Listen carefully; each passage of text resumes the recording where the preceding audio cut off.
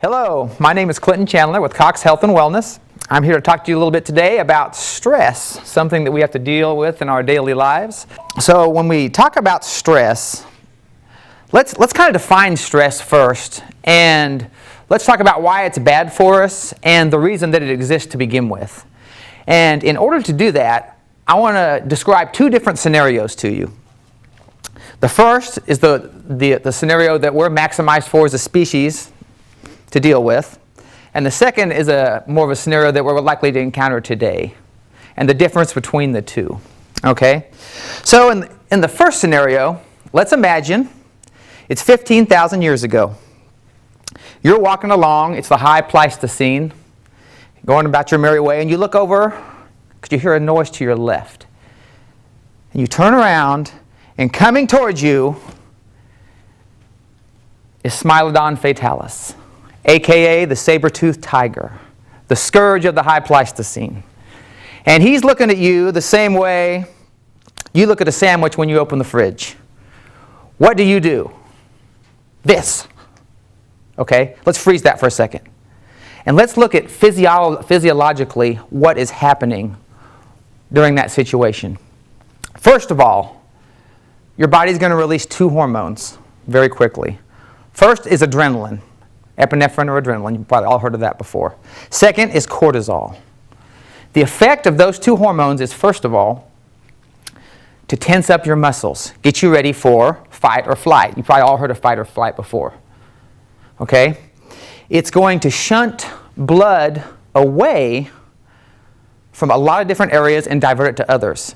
Basically what it's going to do, it's going to shut down blood flow to the digestive system, because you don't need that when you're running or fighting. To the parts of your brain that are responsible for logic and reason. It's going to speed up your heart, make it pump faster. It's going to raise your blood pressure. And it's going to shut down your ability, basically, to make logical decisions. Because really, in that situation, you've got 2 seconds. You're either going to fight and probably die, or you're going to run away. All right. Let's talk about a second scenario. It's 2017. It's Monday morning. You've had a terrible morning. You got cut off in traffic. You forgot to have your coffee. And you walk into the office, and your boss comes in and says, Chandler, you know what? I got a presentation I need you to do. It needs to be 2 hours long, minimum of 100 PowerPoint slides, and it's on Italian opera. What's my response going to be? The same thing as if I saw the saber-toothed tiger. Our body's response to that stress is the exact same as the stress if we saw something trying to eat us or come after us. So the stress response is basically, it was meant to be short-term, first of all, because in the first situation, I'm going to run away and it's going to be over, or I'm going to be eaten and it's going to be over. But in the second one, I'm going to have chronic stress. What if he tells me, like I said, it's due in 3 days? Those 3 days, I'm going to experience that same level of stress basically 24/7. And that's where we get into trouble with stress. Chronic high levels of stress, because we have cortisol and epinephrine flowing the entire time. Okay? We're not maximized for that. So that's really why stress causes a problem in modern day society. We're not meant to deal with long-term stressors. So our objectives today, we're going to identify the different types of stress, identify the effects of stress on the body, identify the stressors, identify ways to change your behavior, which is super important when dealing with stress, learn a few reduction techniques, and then we're going to learn some time management skills, because when you look at stress, a lot of times it comes down to how you manage your time in a lot of people. So just our definition of stress, this is the body's response to any demand made upon it and the general wear and tear of daily living. There's actually two different kinds. You could say stress, but it's really stress and eustress. Okay? Eustress it's kind of like the same physiological thing, except for there's no fear and no threat. This is the kind of stress we would experience if we just found out we got a promotion, or we won the lottery, or we're getting ready to get on a roller coaster. We know we're not really afraid, and we don't feel threatened. Stress, which is basically, when I say stress, if I say good stress, that's actually an oxymoron. There's no such thing as good stress. Good stress is eustress. Stress is when I perceive there would be a threat or I'm afraid. So in that situation with the presentation on Italian opera, I'm going to go home and realize I can't separate Pavarotti from spaghetti, and I'm going to freak out, and because I perceive that as a threat. All right? And there's actually, we have what's called the human function curve. So stress is kind of good up to a point, but once it hits a certain level, and they actually call this level the hump, it actually gets harmful to you. So you experience things like exhaustion, ill health. So a little bit of stress is good. It can be motivating, especially if you don't perceive it as threatening or fearful. Or maybe in that first situation, if I loved Italian opera, I wouldn't have bad stress. I'd be like, oh my gosh, I can talk about 2 hours. I can talk about this for 4 hours. This is going to be great. Okay? So that's where it kind of comes in with the perception part and dealing with the stress. All right. So what are some common physical symptoms, signs of stress? We have rapid heartbeat, headache, stiff neck, tight shoulders, backache, rapid breathing, sweating and sweaty palms, upset stomach, nausea, and diarrhea. The reason for that one is like what I said before about your body basically shunting the blood flow away from your digestive system. If 24/7 you're stressed, your digestive system is probably not going to be working properly, because it's just not getting the resources it needs to function. So that's why a lot of people do experience upset stomach, nausea, and sleep trouble. That's a huge one. I mean, I'm one of those people, unfortunately, I tend to dwell on things, so a lot of times it's hard for me to go to sleep. I'll rerun my day in my head over and over and over and think I should have done this, I should have done that. We're going to talk about that a little bit more later and how to cope with that. A weakening of the immune system. And that just goes back to the same thing. If you're highly stressed, if you're in that fight or flight situation, your body is not worried about fighting off microbes. It's worried about the saber-toothed tiger. Okay? So basically your body, it's weaker. You're more susceptible to get colds, the flu, whatever. Possibly, even in some of the new studies they've seen, things like cancer. If you have high levels of stress, you're more susceptible to them. What are some common mental symptoms? Irritability, intolerance, short temper, exhaustion, lack of concentration. Remember what I said about your blood flow being sent other places other than the reasoning part of your brain, which really in modern day society is really a terrible thing, because typically the things that are stressing us out, it is going to be something where we need to be able to think clearly to deal with it. If I'm coming up with a new presentation, it's going to be a lot harder for me to do that if I'm super stressed out and worried about it.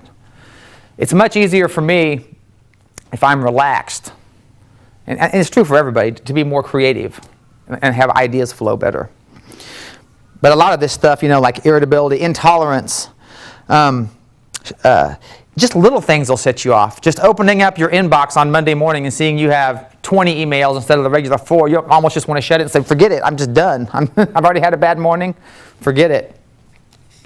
All right. So the different sources of stress, daily hassles. And this is just little things that probably, of all the things that stress us out, these are probably things that we could probably deal with the easiest by not letting them bother us. If someone cuts you off in traffic and, gives you the old one-finger salute, you can either let that bother you or you don't let it bother you. Because really, if you think about it, if you let that bother you, that person just won. That person ruined your whole day just from that 5 seconds. I actually saw a meme the other day, and I think it's been running around Facebook as well. If I had $86,400 and someone stole $15 from me, would I spend all the rest of the money to get back at that person? And you wouldn't. It's the exact same thing. You have 86,400 seconds in a day, and someone ruins 15 seconds of it. Why ruin the whole rest of your day for those 15 seconds? It's ridiculous. There's no reason to do that. And I thought that was kind of a good way to think about things like that. Change is a big source of stress. I know especially things like moving, for instance. Changing jobs. Any type of change, having your best friend move away can be very stressful. Your environment. Depending on who you work with, that can be huge. If you work around a whole bunch of people that are really nervous or negative, that's going to cause you to have high levels of stress almost no matter what, no matter how positive a person you are. Try and surround yourself, if you can, with positive, low-key people. Work and career, that's of course a huge one. We see, that's probably one of the biggest ones for most people, work and career. I think the research shows it's the second biggest cause of stress for the average American. The first is, what we're coming up next, finances. Finances is the number one stressor for the average American, and typically this is true worldwide. And a lot of that can be alleviated by just being better with your money, finding a system of budgeting and things like that. But so it's one of those things really that if you work at it, you can really alleviate it or lower it a lot. Another one, relationships. That's a really big one, you know. Getting divorced, getting married, being married, be very stressful. And a lot of that plays in with the financial part. 40% of all divorces are caused by finances, typically, a problem with the finances. And then we just have things like internal conflict. That's where we just beat ourselves up over things that happened in the past that we can't do anything about. Okay. So what are some stress-related diseases? Depression, insomnia, recurrent colds, that's the immune system again.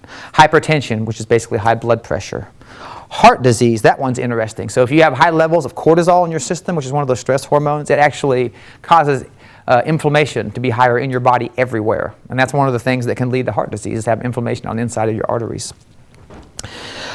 Post-traumatic stress disorder, that's probably the be-all, end-all of problems caused by stress. And this is kind of, if any of you have ever seen the old pictures of World War I of the vets coming back, or they call it like the 1,000-yard stare, where they've been under so much stress they just basically almost just shut down. And then digestive issues once again. It's interesting to me, and I actually read an article on this the other day. Stress can actually do physical damage to your body, especially to your brain. They studied a group of people here a while back, and I wish I could remember where I read this. But they'd gone through really harsh, terrible breakups. And doing like, they had done brain scans before for existing conditions that they had, and then they did brain scans afterward. They could actually show areas of the brain that had been damaged, more than likely from them going through that harsh conflict or that relationship problem. That's how, or a lot of people do something they like go through war. When they come back, people say, well, they're not the same person now. And that's the reason why. You've actually done physical damage to your brain or other things. So the stress model, all right? So we're going to go through this real quick. It starts out with the stressor, which is all those things we just talked about: conflict, change, work demands, loss. Then your response to that stress, okay? And this can be dependent on things like genetics, your experience, maybe how your parents dealt with stuff or your friends, your attitude in general, are you a positive or a negative person? And your self-image can come into play there as well, how you see yourself and your self-esteem. And then we're going to talk about using coping skills to shape your response. So hopefully we can take that stressor and either lower it or make it into a good thing, all right? Which is either eustress or distress, all right? So the first thing you need to do is identify what's stressing you out to begin with. If you can't measure it or figure out what it is, it's really hard to manage it, basically. You got to figure out what it is, whether it's work or conflicts at home or whatever it is. You got to figure out what that is. Okay? Once you know what it is, maybe write it down. So coping skills, only worry with a writing instrument. Whatever you're worried about or stressed out about, it's really good. Take it, write it down on a piece of paper and look at it and really think about, is this worth worrying about? Or can I change this? That's a really great thing to ask yourself. If I tell you, you know, yesterday Justin Bieber was elected President of the United States, you're probably going to be stressed out, but really there's nothing you can do about it. You're just going to have to, you know, become a believer, I guess. But so can you change it? And if you can't change it, and I actually got this tip from a gentleman I used to work with. He would write the stuff down that he couldn't change, and you take that paper and then he would burn it For him, that was a way to cope, as in like, okay, that's off the table now, done, for now. That really seemed to work for him. And accepting what is, and like I said, what can't be changed, that's a huge one. I don't know if any of you have ever known anyone that never gets rattled by anything. Have you guys ever known anyone like that? Like no matter what happens, they don't get stressed out. Growing up, my best friend's dad, Frank, was one of these guys. So I will never forget, we were out on his farm, and we were riding around. He had this old pickup truck. It was an S10, had a camper shell on it. And we were riding around these rough roads. He always drives way too fast on these roads anyway. And we're going up this hill, bump, bump, bump, and all of a sudden I hear this terrible noise, and I thought, oh my God, what is that? I turn around and look, and the camper shell's flying off the back of the truck. And I said, my gosh, Frank, your camper shell's flying off. And Frank sits there, he looks in the rear mirror and goes, yep, well, nothing we can do about it. He didn't even touch the brake. He did, and he was right. I mean, we could have stopped and got out and looked and ran it and raved and everything else, but two of us can't put it back on anyway. He was going to have to go back to get the tractor. He coped with that situation almost instantly.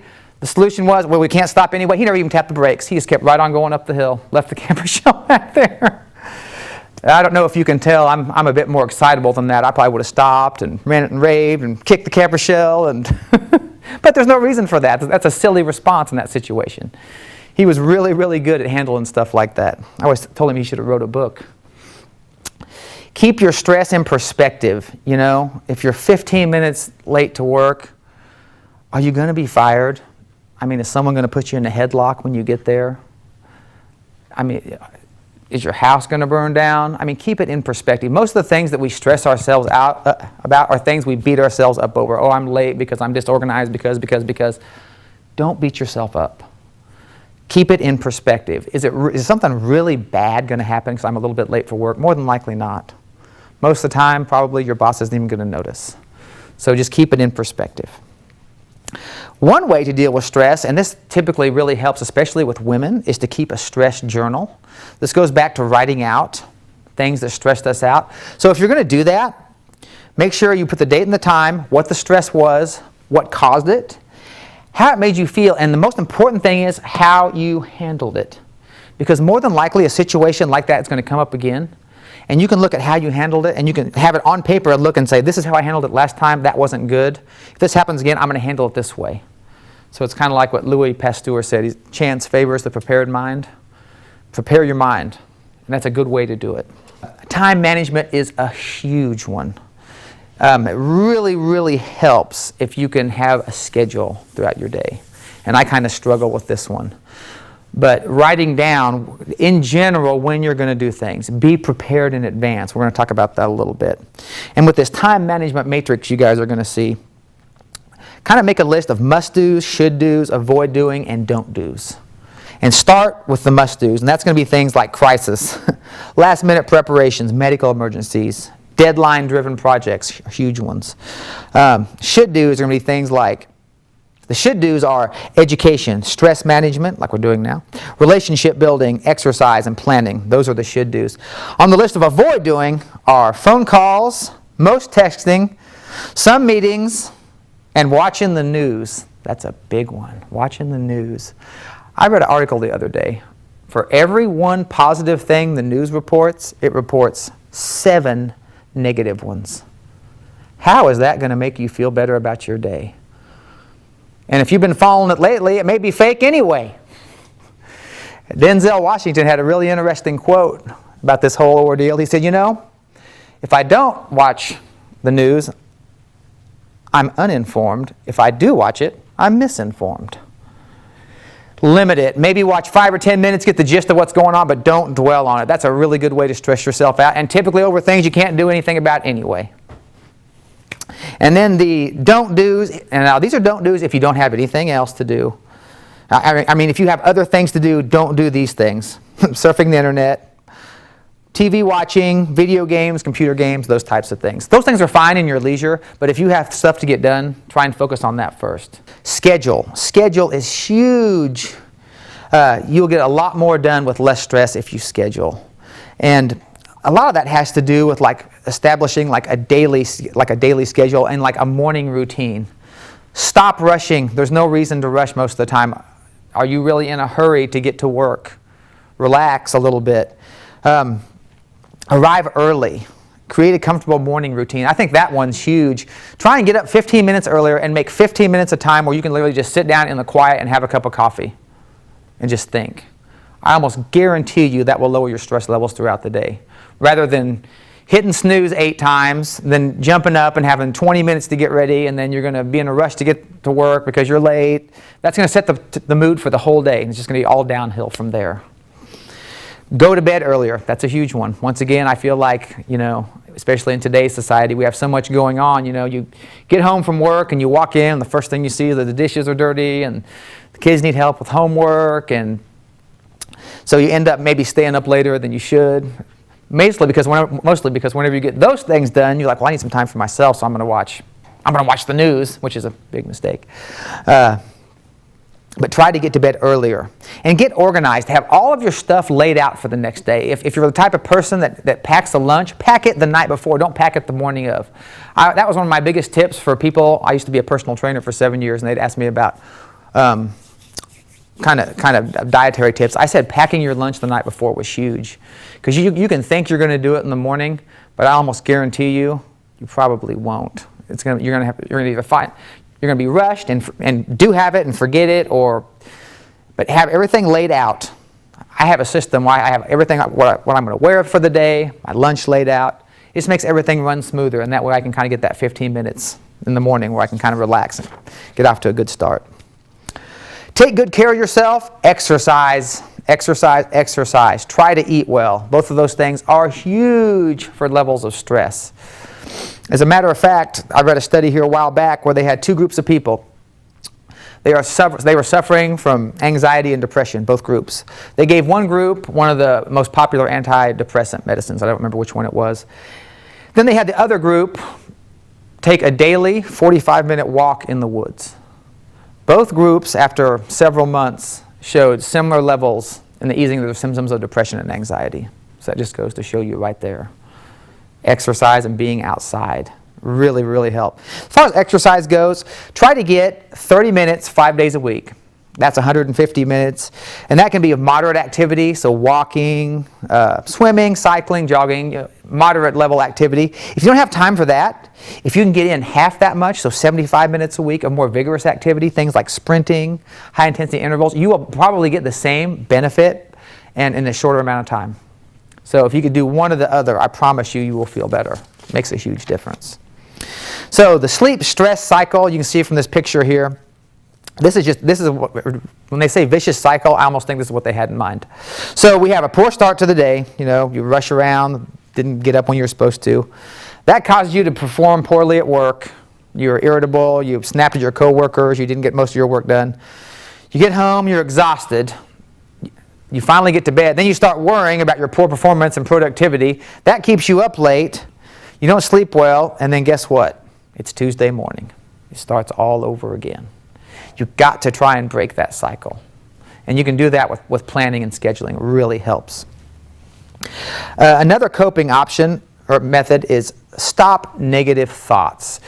These are very insidious because one leads to another. I know I have a 5-year-old, and once he enters what I call the spiral of negativity, you can just forget it.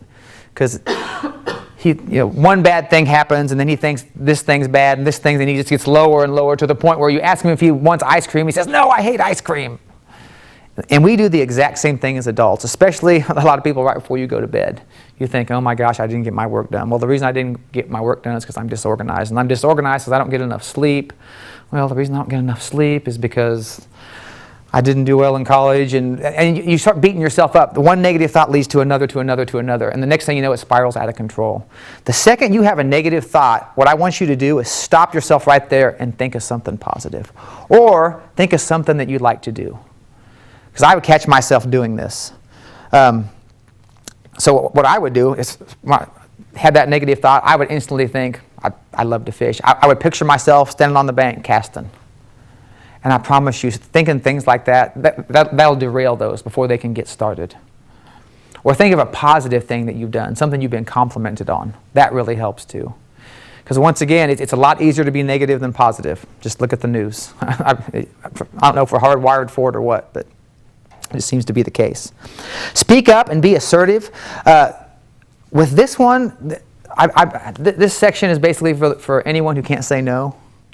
And it seems like women are especially bad about this. They take on more than they should, and they end up sacrificing their own health and well-being for those of others.